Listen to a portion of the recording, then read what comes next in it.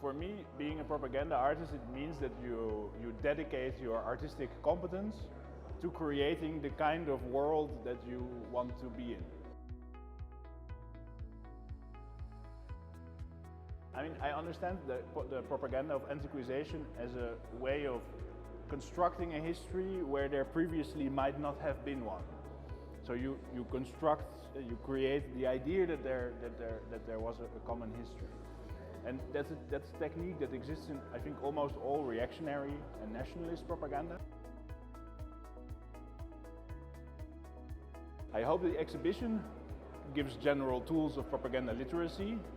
And part of the exhibition is a program we call the Propaganda School, and the Propaganda School really looks specifically into the role of propaganda in its context. So the role of propaganda that propaganda has played in the context of Macedonia, and specifically in relationship to the Skopje 2014.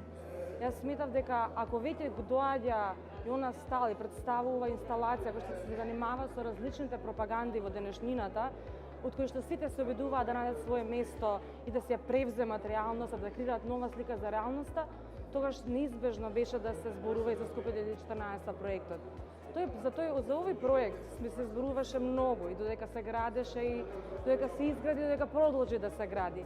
Но во контекст на новата титула што ја доби градот Скопје, односно Скопје Европска престолна на културата 2028, сметавме дека повторно треба да го покренеме ова прашање.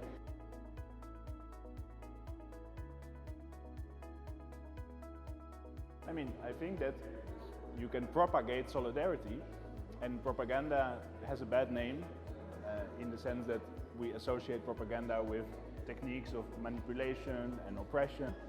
But there's also a long history of propaganda in emancipatory movements. So the importance that propaganda played in black liberation movements, in early socialist movements, in feminist movements, in ecological movements. So I believe that the propaganda of solidarity, the propagation of worlds of solidarity and equality is also part of the history of emancipatory propaganda. So yes, I think that solidarity and propaganda can very well coexist. Hopelessness doesn't stop us from acting against hopelessness. Emancipatory propagandas tend to emerge from movements that strive for emancipatory forms of democracy and redistribution, and artists have historically and at present have always been part of those movements. So an emancipatory propaganda is a propaganda that helps to propagate the ideals of movements that fight for deep democracy.